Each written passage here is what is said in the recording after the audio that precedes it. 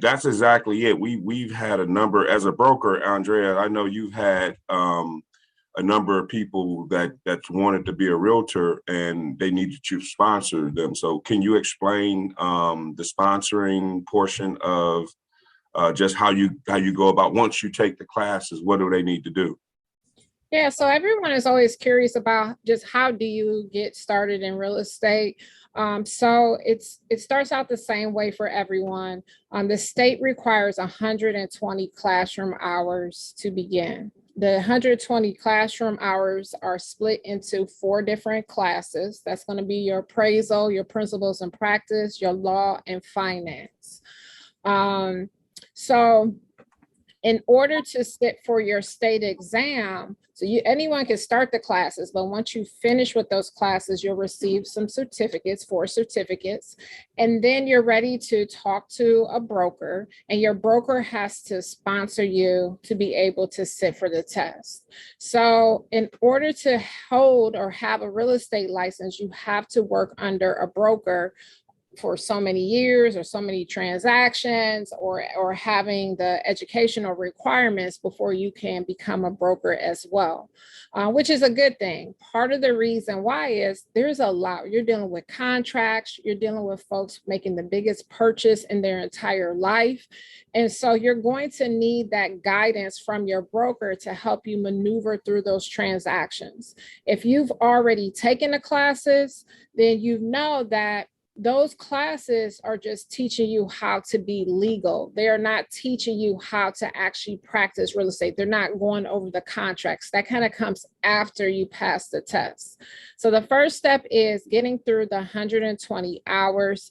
The test is broken in 2 parts. That's your state and national portion of it. And Hann, do you want me to talk about the exam pass rates now, or you want to share some other information first? No, that would be a good segue into what we're going to go into.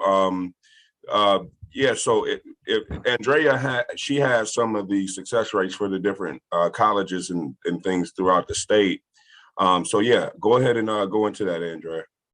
Yeah, so part of the reason we decided to even host these classes is because we're talking to people all the time and they're having trouble passing the test. I know in my experience as a broker and working with several agents, folks are having to take this test 3 and 4 times. And so with talking to Hann, it's like, okay, we need to do something here because folks are having a hard time passing the test. And there's several reasons behind there. But to break that down further, I have the 2021 and 2022 state of Ohio. So this is all of Ohio exam pass rates. So there's basically, to take the classes, either you can go to a local community college, you can go to what's known as kind of like a grammar school. So your community college, those are going to be longer courses. At Lakeland, where I teach, they're 8-week sessions. So, and that's collecting an elective because you're working on obtaining a degree, usually associate's degree at the college. So a lot of times those students are kind of filling in those schedules. So it's longer, you have more time to absorb the information. But most of the other schools that are out there are more so considered grammar schools. A lot of you may have already heard of Hann College, and that is a grammar school. They are designed to take all of that information from those 4 classes and cram it in, just depending on which session that you choose, but cram those 120 hours into the shortest session possible. But that means you have to be very disciplined and dedicated to studying and focus in on the information. So when I look at the 2020-21 exam pass rates, they overall for the year, it was at a 55.5 pass rate. And that's looking at Hann College, Youngstown State. Not all of the community colleges have the classes, but Youngstown State does, University of Cincinnati, University of Akron, Georgia State University, Zane State, Lorain County Community, even Lakeland College on there. So all of the colleges and schools that offer the courses here. So 2021, that's 55.5. And so far at or through March of this year, we were at 50% pass rate on there. And when I break that down, remember I was just saying that it's broken into a state and national portion of it. Folks are having a harder time on that national portion than they are on that state portion of the test. So 50% is not really a good number. Oh, let me tell you, wait a minute. Let me tell you one other number. So to kind of bring this in, so the number of people in 21, the number of people that passed was 9,751. The number of people that failed is 7,795. So that'll give you an idea of how many people took the test. Through March of this year, 2,195 people passed the test, and then 2,132 people failed the test this year. So you know out of how many people are passing and failing those tests. Let me hop in real quick, Andrea. It was a big distinction that you made, because I'm a product of doing the associate's degree track, and in that track I had 4 classes. I had the real estate, fair housing. I had principles in practice and law. Those were the electives for a finance degree that I got. It was a 2-year finance degree that I got. And it's a big difference between that, because you hit on something in terms of the type of, you go to Hondros for a weekend, you're doing a class, they're trying to get all those hours in there. So in terms of retention, you're not really retaining a whole lot, because this is some of it's technical stuff to admit, especially the appraisal stuff, especially some of the principles and practice stuff. It can be some technical stuff. And then you got to go and try to pass a test. You might spend about a month at Hondros taking all of your classes. Real estate law might be a real estate law, and typically fair housing, they'll do over a weekend or something like that. And then your principles and practice is a whole entire weekend. So you're going to spend about a month there. And so what I wanted to do is really identify the distinction. But what's happened is there's I think they used to offer these classes at Tri-C. I don't think they offer them at Tri-C anymore. Do you know about that? If they offer where you can go back? They were supposed to bring them back. They are not on this list. Okay, so they're not on that list. So it doesn't look like anybody that would have attended any of those classes. So that probably means that they're not offering it. But the difference is you're going through like an 8-week class versus a weekend. And the big difference is that during that 8-week class, you're taking multiple tests for that particular class. So they're along the way, they're trying to measure your comprehension. And that's very helpful. Then when you go and take the test, you've already gotten a B or an A on the test, a couple of tests that you've taken in those different classes. So one's a little bit longer, and the other one is really, really concentrated. They give you a lot of information. So that's a distinction that I really wanted to make. I think Lakeland, you teach at Lakeland, so they offer it at Lakeland. And so there's 2 different ways that you can go about taking your classes. You can go a fast track, if you will, and then you can go more, you can expedite it, or you can go take it slow, and taking it slow is going to like a community college versus a Hondros or something. I think they were even starting to offer these classes online with some internet opportunities and things like that. But in terms of cost, can you speak to cost in terms of how much like Hondros and those classes typically cost? Do you know about that? Mm-hmm. So at your local, well, I can speak to like Lakeland, I tell you. So at Lakeland, you're paying for your credit hours, and for credit hours, it's going to cost you. So per credit, you're probably looking around $2,000 is what it ends up being if you go that route. If you're looking at somewhere like Hondros, I know they reduced their price point a little bit during COVID. They switched over.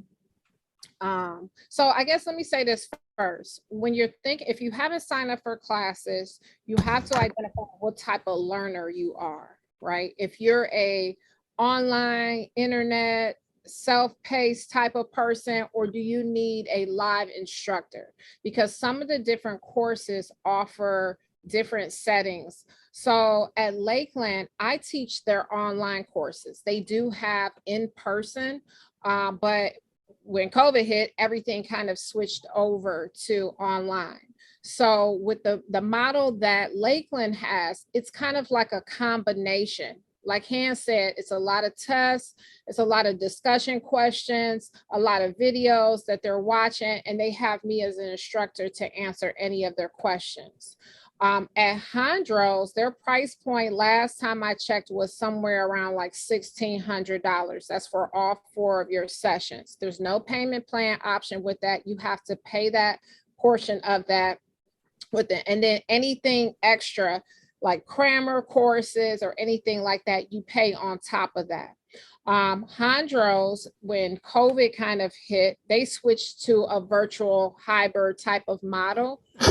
And so their classes, so if you decided to do the weekly class, you would jump on as if you like you were going to work from like 8 to 5, and you would have a Zoom instructor that would be on there teaching you the course from there. So that model is not that you are in class, but you do have an instructor presenting the material to you. We do have another option that uses Davis College. And so that is 100% self-paced. You have 24 hours access to that material. You log in when you want to log in, but it's a lot of reading and test taking. So you have to understand your learning style with that. And so that option is $999. And then you can break it into a payment plan of about $342 over 3 months. So Hondros, well, Lakeland or your college style, you're going to be going through like 8-week sessions for that. Hondros has it to where they have weekend sessions that will take you a month to complete. They have evening sessions that could take you 3 months, or they have it where you could take it during the week and it takes you, a week to 2 weeks to complete. And then, or the Davis College option gives you a syllabus about 10 to 15 hours per week. And if you follow that to complete your 120 hours, it would take you about 3 months to complete. Okay, so going back to the success rate, now let's talk about people that have passed. Well, once you pass the test, you're licensed, you have a broker, there's some post-license stuff that you have to do, but there's a large percentage. Now that 55% is the aggregate. So that's all of the schools added up and then divided, and they have a 55% test rate. Can you talk to the participants about the cost of the test? Now you got a state portion, which is 40 questions, and then you got your national portion that's 80 questions, and you can pass one or the other. Obviously you have to pass both to get your license. Can you speak to just the cost of taking the test? Yep. So it's not cheap. Getting your license and then maintaining your license. But to start off, you had to pay for the course, right? That's the first expense that you had to take these classes to get you there. Once you're ready to sit for your exam, you're then going to have to pay the state $81 to mail in your application to request to take the test. They also require that you do a background check, and you do your background check at like the BMV, and they take your fingerprints and they send that into it. And I want to say that's probably another $40-50 for your fingerprints there. So you have your fingerprints, you have the $81, and then the testing center, which I believe from actually what I just heard earlier, I believe that's around $50 for the testing center in there. And so if you remember the test, I said it's done in 2 parts, your state and national. So say you went and you took the test and you failed the state, then you just have to go back and take the national. But the state loves your money so much that they'll make you pay the full $81 all over again. It doesn't matter if you're just taking one portion or the other. they'll let you keep coming back and pay that same $81 over and over again. So you can take the test as many times as you need to. You just have to pay that application fee again. And if you pass one test and or fail, you're just going back to take that one portion. And you do find out as soon as you hit submit at the end of taking both portions if you passed or failed. Okay, and I want to just speak briefly to, because I'm actually in teaching a few classes now with some people, about, I think it's 5 young ladies that I've really been going real hard with in terms of trying to help them pass the test. And so what I want to speak to is the breakdown of what you can expect on the test. So I'd say about 40% of the test, 35% to 40% of the test is going to come from like brokerage. How you're operating in real estate. Then a large portion of it is math, right? So the math includes questions like appreciation questions, seller net questions. How much will the seller net if they sell their property? There's a lot of land description questions in the math where you got to know things like, give me 1 second, I'm letting someone into the session. So you got to know land descriptions. You got to know appraisal questions. There's appraisal questions about gross rent multipliers. There's appraisal questions about like I said, appreciation, depreciation, and those types of things. So it's real heavy on math. Math is probably about anywhere between 15 to 20% of the test. So now just with brokerage and math, you've gotten about 55 to 60% of the questions come from that portion. Then you got appraisal questions. That's going to be about 15% of the test. You got ownership descriptions, which is about 10%. That's going to be talking about deeds and how people own properties, tenancy in common, and things like that.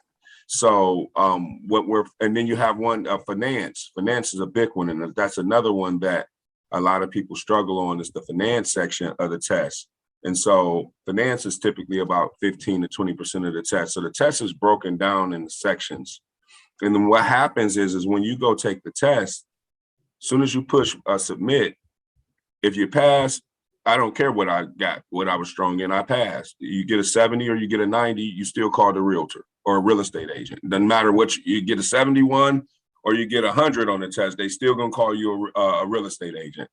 But if you fail, they'll give you a printout, and it'll give you the breakdown each line of the test of where you were weak at and where you were strong at. And I've seen people take the test 3, 4, even 5 times, and that starts to get really expensive.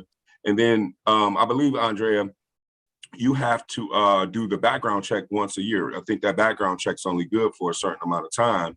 And then you have to go through that process over again to get the background check again.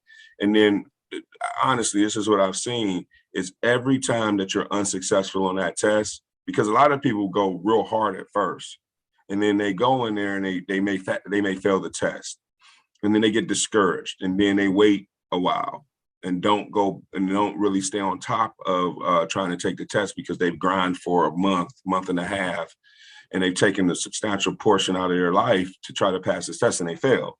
So that can be very discouraging. And so when you start to take this test over and over and over again, that's really going to discourage you if you're failing the test. But what I've been able to identify, at least the 3 main sections that people really struggle on, is going to be your brokerage questions, definitely the math questions, and then the finance section. Those are the 3 areas where you have to be your strongest at. And so those are the areas that I really focus on when I'm going and instructing some of the classes that I'm currently doing. And so again, I've seen people take it as much as 3 or 4 times, and they fail and they're not really getting any better. And so I wanted Andrea to talk about a little bit about just prepping to take the test and what you've seen from agents, Andrea, about what are the pitfalls. What are the pitfalls that people are doing that have taken the classes, that they've taken the 4 classes? All they got to do is pass the test, and then they can start getting out there and practicing. So what do you think is some of the pitfalls in taking the test? I think the biggest thing is people just have too much going on and not focusing in. A lot of folks you're working another job, you're raising kids, you just have a lot going on.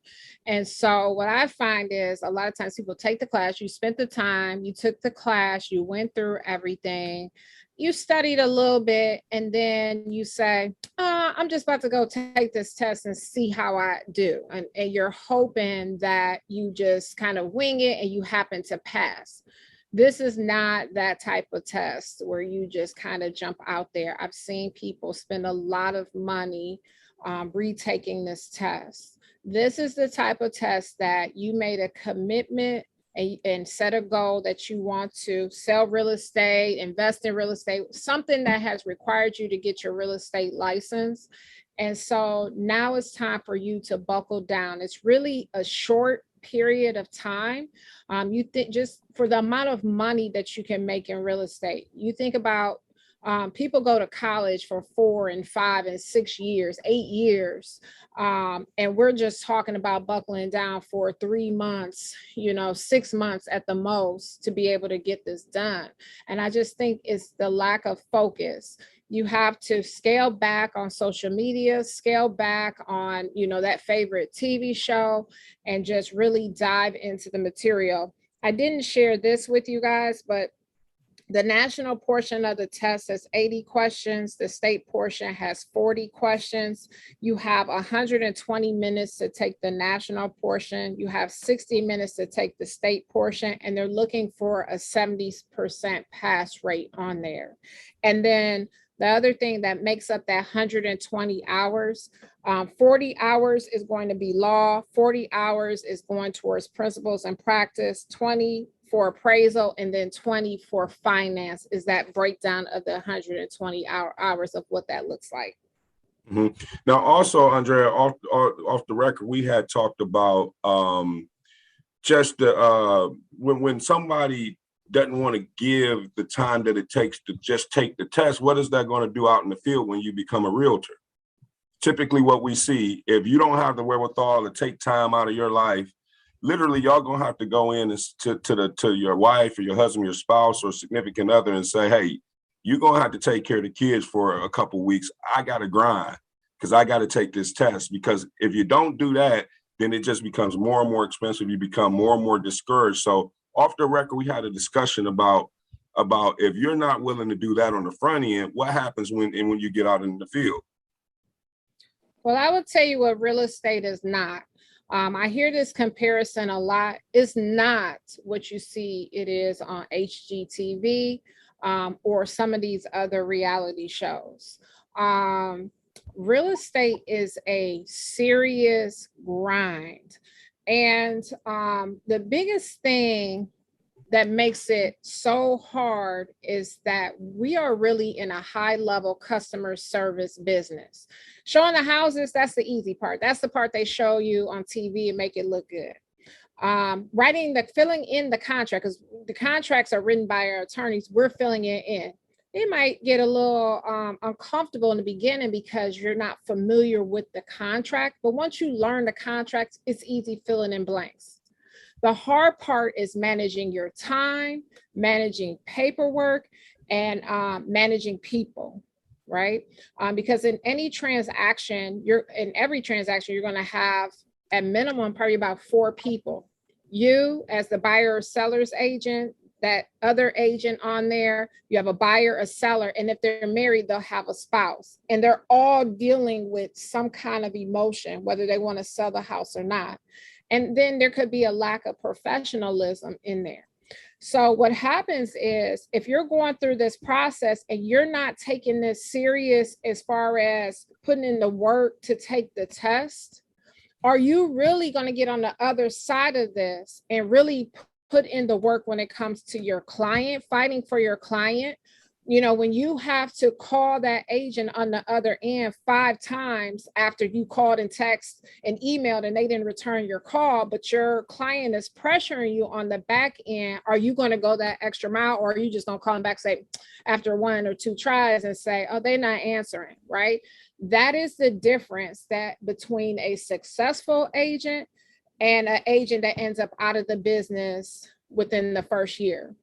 Because we touched on it in the beginning just a little bit when we talked about the fees up front just to get your license. There's fees on the back end. Just like any other large scale organization, we are required to be a part of a trade organization. That's the National Association of Realtors, right? Having that, being a part of that trade organization gives us access to the MLS, which is a tool that you need unless you were a commercial agent or something. But even commercial agents, I think a lot of times will still use the MLS. But on that back end, we pay annual dues. Our dues are due in January, like the worst possible time ever, because it was just a holiday. It's their slow season, right? And then our MLS dues are due right after that in February. So what happens without fail is that an agent will get their license. They're excited. They finally passed the test. They got their license. They got beat up, right, in the next phase of this because it wasn't as easy getting contracts, handling paperwork. They weren't prepared for that piece of it. And so when it got to the end of the year flips, it's time to pay your dues. You're about $1,000 in right at the beginning of the year. And a lot of agents do not have the money to pay their dues. And as a broker, I have to send your license back to the state, or they will shut the entire office down. So I can't have other producing. Hann is in my office, right? How would Hann feel if I didn't send your license back and his business stops because you didn't do what you were supposed to do? So if you're making this commitment, you have to understand, and I'm not saying this to scare anyone, but I think that you really have to understand what this business is and what it's not. That's good information. So what I want to do now is open it up for questions. Now would be the time to ask any questions, try to understand any of the things that's been a little cloudy for you, if there's any, if anything. So anybody have any questions? If you could just ask, because everybody don't have the chat up. I actually just saw that people were communicating via the chat. So I want to open it up for questions if there's any questions, because we got some more information to provide, but I don't want to have it. I want to have a dialogue back and forth. I don't want to be a monologue where we're just speaking to you guys. So any questions and specific questions? I see Jalen asked a question. Can you explain the commission split and any other brokerage related fees your company offer? What do you offer as far as business card signage, mentorship programs, and if there's any mandatory meetings? What are your expectations from your agents? That's a good question. Questions. That's a good question.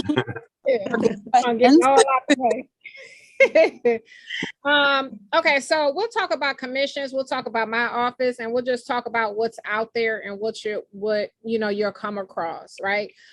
So there's different models with different brokerages that are out there. You got to understand what you're looking for.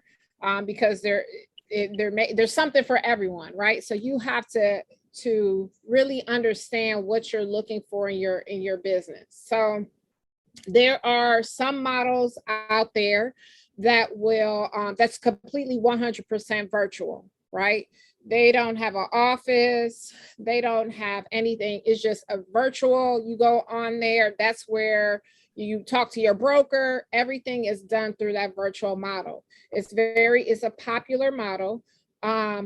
Personally, I think it's harder for a newer agent. I think that for newer agents, you really need someone that's going to hold your hand a little bit more and really understand the business from a local standpoint and just not in this virtual world. Not to say that it's not good, maybe down the line or fit for someone down the line, but you have to understand what you're looking for. There's some other models that are known for like training and different things like that. But the way that the model kind of pushes more so is that you join a team. So with that model, that's how you're building your and getting your training by joining a team. So what a team is an agent that is a highly usually supposed to be a highly producing agent that has an overflow of leads, and you want that team leader to be able to pass down leads to the agents. Now, that what you have to understand is the commission splits on something like that, because you'll still have your office split, and then you'll have a team split. So you have your office and then your team split, which typically is at least 50% with your team. The other thing with that model is usually when you go under the team umbrella, you lose your identity as an individual agent because everything is done up under that team lead. So the pros to that is that you could start out closing deals a little quicker. And you have someone right there to answer questions, but you can close deals a little bit quicker that way. Because if that team lead is providing sufficient, the way that the team is supposed to be built out, not all teams flow like they're supposed to, but just something to be mindful of. The cons to that is that usually people outgrow that model at a certain point. Once you have learned the business and you started to made a name for yourself out there, now you have to go out and really rebrand yourself. So people try to look at that model as kind of the shortcut, but in the end, a lot of times that can actually hurt you. Everyone wants to take the easy, quick route, to get through that, when sometimes it really just takes for you to kind of grind it out